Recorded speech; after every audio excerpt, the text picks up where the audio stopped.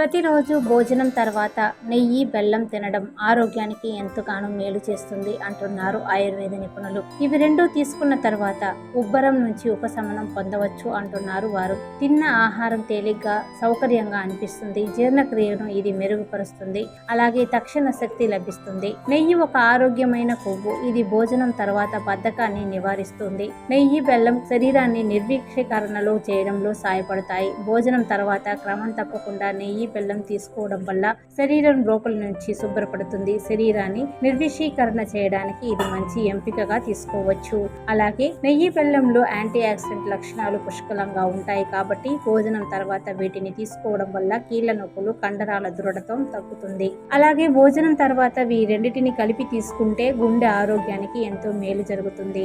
అయితే పరిమిత పరిమాణంలో నెయ్యి తీసుకోవడం వల్ల మంచి కొలెస్ట్రాల్ పెరుగుతుంది, చెడు కొలెస్ట్రాల్ తగ్గుతుంది. బెల్లంలోని పొటాషియం కంటెంట్ రక్తపోటును నియంత్రించడంలో సహాయపడుతుంది. అలాగే వీటి రెండింటి ప్రభావం వల్ల రోగ నిరోధక శక్తి పెరుగుతుంది. అలాగే సీజనల్ వ్యాధులు, జ్వరం, ఇతర సమస్యలను ఇది నివారిస్తుంది.